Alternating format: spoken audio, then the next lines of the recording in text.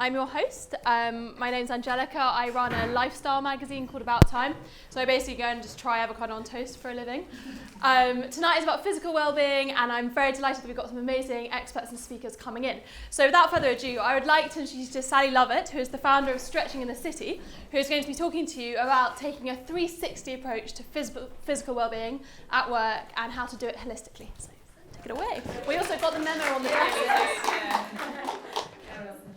Hi, thanks very much, Angelica. So sorry, I'm going back and forth a little bit. So here to talk to you guys about physical well-being in the workplace, and just hopefully kind of give you some ideas and inspiration for some things that you can do and implement, whatever the size, shape, or space of your company is. So just to give you a little bit of feedback, so just a little bit of a bit more information about me, kind of why I'm here.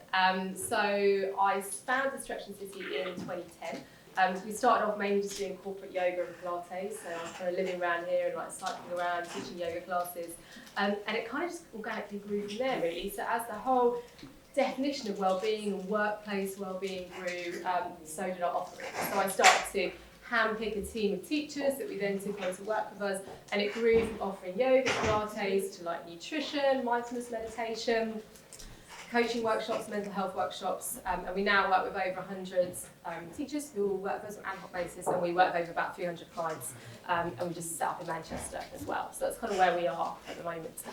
So what is well-being, and why does this kind of term get bandied around? Kind of why is it so important? Why are we here tonight? So in the 2019 workplace, when we think about it, so we're working harder and longer than ever. Okay, so the kind of boundaries between work and our home life are really blurred. And we're suffering. So a quarter of British people are obese. Nearly half of us are getting less than 6 hours sleep a night, and a quarter of us will experience a mental health problem in a year. So that's just kind of a handful of kind of a snippet of kind of where our physical health is at the moment. And it's really expensive for companies. Okay, so sick days cost an average of £554 per employee, and on average we have 6.9 sick days per year. Yeah, so it's kind of like over a week that per employee that we're off. So we've got 31 million days of loss due to back and neck pain, and stress is costing the UK economy £6.5 billion per year. So neck and back pain used to be the main cause of absence in the workplace, but that's now being surpassed by mental health, and that's now the leading cause of workplace absence. And of that, when people are off sick for mental health reasons, 90% of people make up another excuse, yes, because they don't feel they can yet talk about why it is. So we could go into loads and loads more detail about this, but we just kind of want to set the scene for why we're kind of here talking about well-being, and why it's relevant and why it's more kind of important now more than ever. What can we actually do?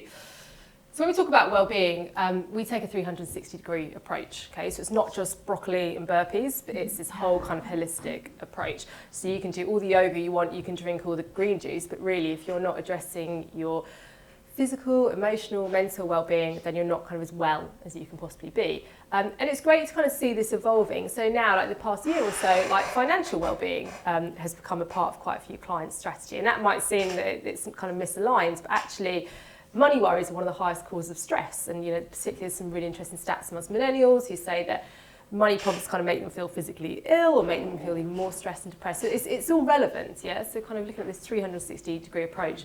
And also, this helps us entice more people, okay? So when you're doing well-being, what you don't want is to just be doing the same things for the same people and having the same people turn up, okay? So by all means, it's great if they're really keen and they want to come along to everything, but when you're planning things, you want to get as many people as possible. So kind of trying to sort of just tick all those pillars as you go. So really thinking of it overall. So hence why we as a company do a whole range of things. So like I said, we started off doing bits and bobs of yoga and Pilates, but now the whole wellbeing concept has really evolved into things like coaching, looking at financial wellbeing, looking at working parents, so all those kind of different parts of the spectrum and how you can hit that. But what I want to focus on today is just a few of these key areas and hopefully give you a few ideas of some things that you can implement within your companies and share. So just I kind of got a show of hands. So the kind of the places you're coming from, the companies, are you more mostly kind of startups in like smaller places or coming from bigger places? Yeah? Okay, that's fine. So I always want to share things that kind of necessarily don't cost anything, okay, and just give you a few ideas of what you might have. Okay, so physical well-being. So like I said, so we started off doing things like yoga and Pilates, and that's quite an obvious place to start.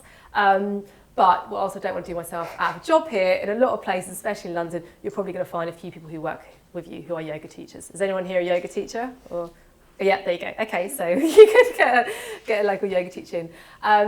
And if you're short on space, because that's often a problem, again, if you're kind of working for smaller companies, you can always do things like chair yoga, you can have a little stretch kind of before a class, or you could just put like some, a YouTube workout on and just have people come into a boardroom. So you don't always have to kind of have these like vast boardrooms of space, and that's a massive, even big companies we go to and they just don't have the space, or they've got a few boardrooms but they're constantly booked out, they've constantly got furniture in them, so you do kind of need to be creative.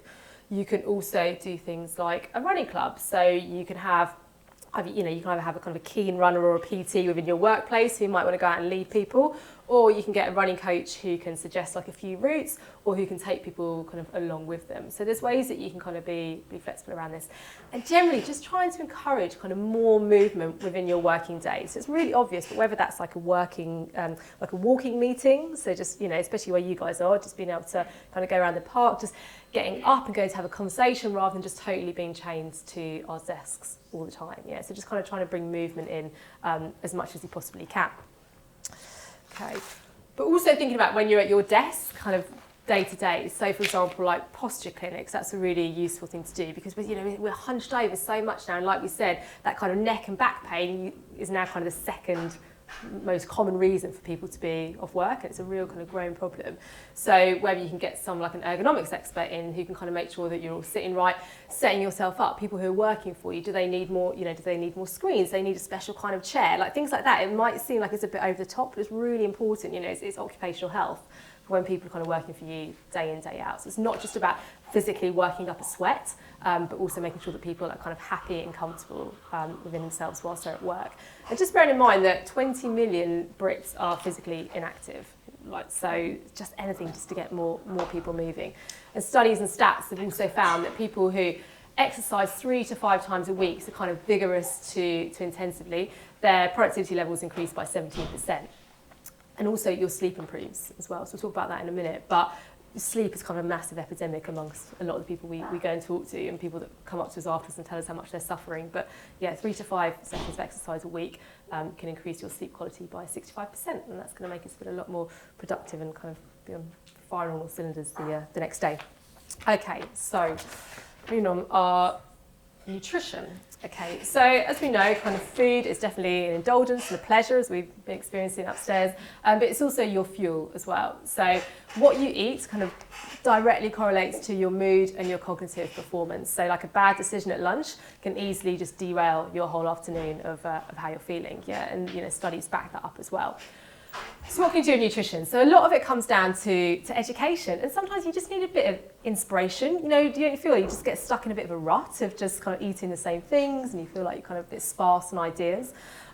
So we run workshops where we go into companies and we'll do seminars on different things like food for mental health or brain power, whatever it might be, but also just like interactive workshops. So when we said that 360-degree approach to wellbeing, where you're trying to get in as many people as possible, not everyone's going to want to do Pilates, not everyone's going to want to do meditation, but pretty much everyone wants to get involved with food, okay? And it's a really nice way to bring people together. So if you can, try and get people involved. So maybe like taking it in turns to bring in like a potluck lunch.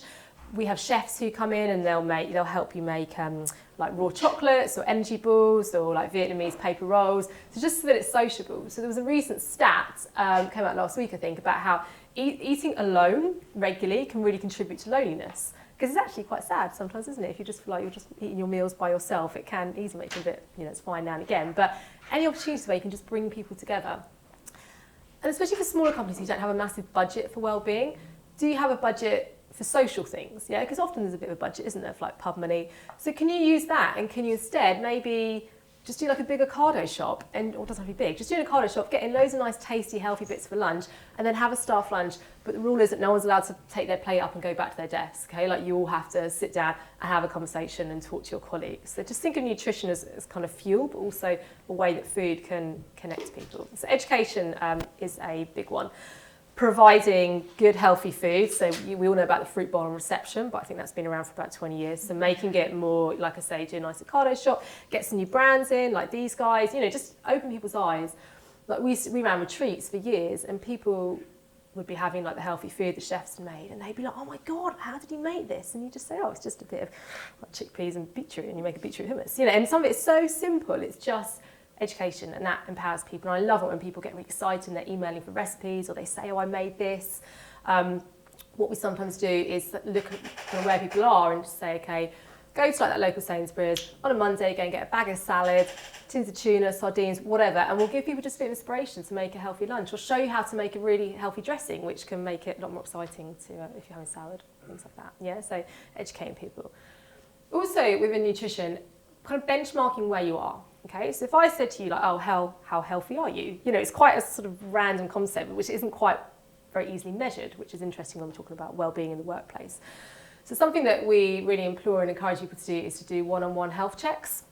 So where you can get your kind of vital stats measured, so like your body mass, your blood pressure, your cholesterol, and kind of various things. And that can just kind of benchmark and just give you an idea of where you are. So you might think, oh, I'm young, I'm fit, I'm healthy, but what's the actual stats in the data? And again, that can be useful to actually have some data if you're having to go to someone higher up and like ask for some budget and ask for some money. Because with the health checks, you often give like a confidential no-name report where it can say, okay, you know what, 50% of your employees are obese, or 50% have very high blood pressure. And that can kind of help having stats and data. Because the thing with well-being is, because workplace well-being is quite new, it doesn't have great measurements in place yet. So if you are implementing things, try and do as much as you can to measure it, because it's going to help you get more support, it's going to help you get more budget in the long run. So whether that's kind of getting feedback forms or just anecdotal evidence, getting people to fill in surveys before and after. So we all kind of need to do our bit to help kind of just raise awareness and get a bit more support if we can. Okay, so just another thing with nutrition, like I said, bringing in kind of things that people can do, and also having all the things that people need. So like blenders is really helpful in kitchens, to just make it really easy for people bringing in their equipment. And then I've put in here reduced cake culture. So I don't want to sound like a real bore, and you know, I'm definitely not one to say no to cake. But you know, when you are in an office environment, kind of how many days a week is it that it's someone's birthday, or there's something, or there's some leftover donuts hanging around, and it's just all too tempting. So maybe just keep its birthdays rather than every single day, or thinking of alternatives like the lovely sugar-free brownies that we've all, ice cream that we've all been enjoying. Fab. Okay, and then sleep and self-care. So, like I said, sleep is a massive one. So there's a really good survey a few years ago called the Great British Sleep Survey, and as a nation, a third of us are getting less than 6 hours sleep a night, and kind of, we're recommended to get between about 7 and 8. So in the survey, they found that obviously consistently getting less sleep than we need, it's leading us to feel more helpless and alone. We're having lower moods. It's really affecting our mental health. But also studies have found that consistently getting less than 7 hours sleep over time, it really increases our risks of Alzheimer's, cardiovascular disease, obesity, even just like the common cough and cold, because our defence system really suffers. So sleep is still very much linked to our performance at work and how we are in our well-being. It's such a kind of core element, and people are really waking up to the fact of that at the moment. So what can you do? So again, with sleep, a lot of it is kind of education. One of the reasons that we're suffering with our sleep is because we're constantly switched on, okay? So we've got two nervous systems. We've got our sympathetic nervous system, which is our fight or flight, and that's when we're on the go, we're busy, or maybe a bit stressed, but we're kind of on the ball, we're on it. And then the other one is our parasympathetic nervous system, so otherwise known as rest and digest. And this is when we feel relaxed and mellow, so we feel calm enough to digest our food, but also relaxed enough to fall asleep. So where do you feel like you spend most of your time? Rest and digest, or fight or flight? Yeah, fight or flight, yeah. And that's not a bad thing. Like, we kind of need to be in fight or flight to get things done, don't we? But the fact is we spend so much time in that we can't, then when we lie down and put our head on the pillow, we can't just flick a switch and suddenly get into that rest and digest. And that's what we're struggling with, yeah? So just like your sleep pattern, it kind of looks like that, if you see it, like the circadian rhythms. We also have these rhythms throughout the day. So we have lulls, where we're going to be feeling a bit tired, and we have peaks. So just recognising, trying to create a culture where we're all going to have those little lulls. We can't be switched on and working 100%, at our performance throughout the day. So acknowledging and creating culture where breaks are okay. So whether that's just allowing people to go out and have a break, or a proper lunch hour, or walk around the park, or some of my clients have got a well-being room. One of them, Havas Media, has got a sort of chill out zone, and you go in there and it's all dark and it's bean bags and you can have a little snooze, or they've got iPods on with the Headspace app so they can just take 10 minutes. So just creating a culture where, we've all got a lot to do, but it's also okay to take a break. It's going to make it a lot easier to be able to nod off. And also what's keeping us constantly switched on is that constant connectivity, yeah? So I'm sure you all know, like when you have your phones on a lot before bed, or your tablets, it emits blue light, which really messes with your circadian rhythms. It really suppresses melatonin, which we need for sleep. So just kind of discouraging an out-of-hours email culture. So, and when I say that, I mean, it's okay for people to email out of hours if they need to, and that fits around their flexible working, but not having a culture where you need to reply straight away. So you think, oh God, someone's emailed me at 9 p.m, I need to reply to them straight away. Because part of wellbeing is also encouraging flexible working, and that's kind of a whole other talk altogether. But for working parents, like, for me, I like working for an hour after I've put my kid to bed because I need that, and that makes me feel better. So it's okay to email out of hours, but just not having this constant connectivity culture, which can really affect your sleep. One thing one of our clients do, we've done a few people, is distribute analog alarm clocks, because one of the reasons loads of us take our phones to bed at night is because we need the alarm, but we all managed to get to like school or work all time, didn't we, before we had our phones. So yeah, getting those phones out of the bedroom, distributing alarm clocks, just promoting a rest culture. Companies like Headspace, where they encourage people just to kind of sit and take 10, and just knowing that it's okay to have those breaks. And self-care can mean a lot of different things for different people. So we talk about it in terms of, for example, like office massage we offer, and reflexology and Indian head massage. If people haven't got budgets for things like that, you can always do like a staff contribution. We've got people who pay like a £5 towards a 15-minute massage, which is fine, and the clients will make up the rest. But yeah, that means different things for different people. And especially if you are in smaller companies, you can get to know people more and say, okay, what do you need? What do you want? And how can we make that happen? Okay, cool. And then the final one. So I'm not going to talk about this too much because next month's talk is about mental health. So the one in 4 weeks' time, 4 Wednesdays. But I don't really feel I can talk about workplace wellbeing without just touching on mental health, because it's just such a kind of growing problem and concern. And kind of really, I feel at the moment, for what I'm doing, it feels like the key focus of workplace wellbeing at the moment. So like I said, so 1 in 4 of us will experience a mental health problem in a year.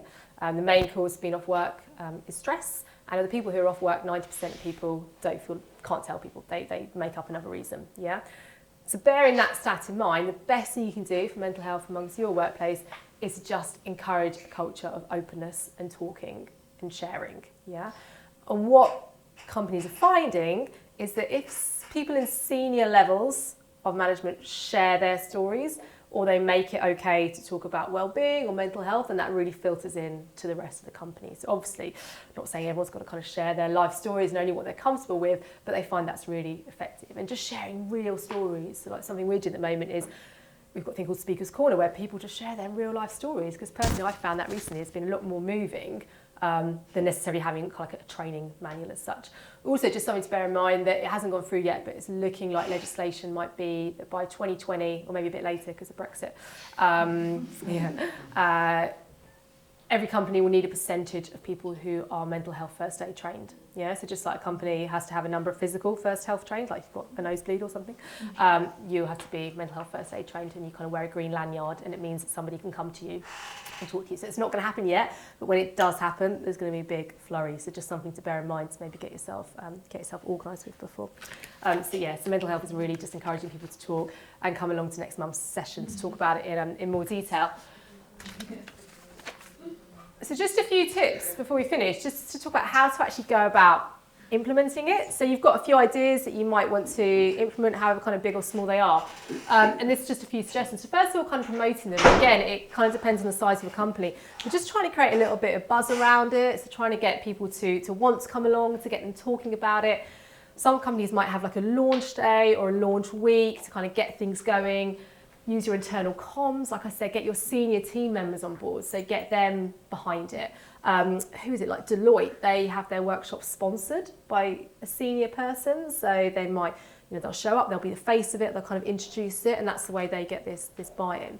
So yeah, just get lots of people talking about it, and even things like putting a poster on the back of the toilet door, like it works, it gets people talking about it. Executing it, so thinking about just logistical things like your timings, it really varies what's going to work for you guys. Have you got a culture where you think people would come in early? Have you got a culture where loads of people maybe leave because they've got kids, they need to get back, so that wouldn't really work out? So just whatever timings you think would work for you guys. and ask people what they want. So if you're the person organising it, it's quite a lot of pressure on you. So you might really love Pilates, so you organise that, but nobody else really does. So you need to talk to people. Some people do a survey, some people just ask. And bear in mind that we're in real multi-generational workplaces now, and this will vary where you will work. But now more than ever, we've got kind of the widest scope. We've got millennials coming in, but then we've also got, we're all going to be working for a very long time. We've got much older people in the workplace. So how do you kind of please everyone and offer something without excluding people? So organise a broad range of events, do things like tasters so that you can just get things going and see what the feedback is.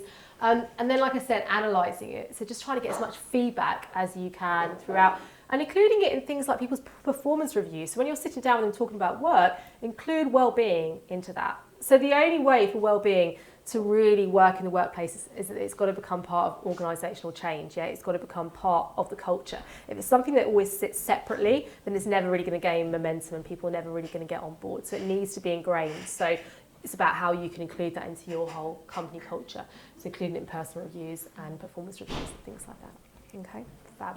Okay, so that was a bit of a whistle-stop tour of workplace well-being, but as we know, it's no longer a bottom line issue. So there's fewer people, so doing more work, longer hours, and the only way we can work productively is if we look after our health. So it's not something which is going to go away. Yeah, it's not just a trend or a fad, like it's here to stay, and we need to learn ways to do it properly and to measure it, and so that we can continue to get decent budgets for it, we can continue to grow and evolve and make sure that people are kind of happier and healthier at work as they are.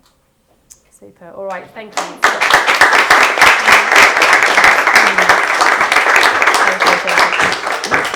Thank you so much, Sally. As someone who's running on 4 hours sleep, had a blueberry muffin for lunch, I got 5 Ubers today. I felt like I really needed that. So, thank you. And we're going to take a 5-minute comfort break. Then I'd like to go to the bathroom. It's just there on the right.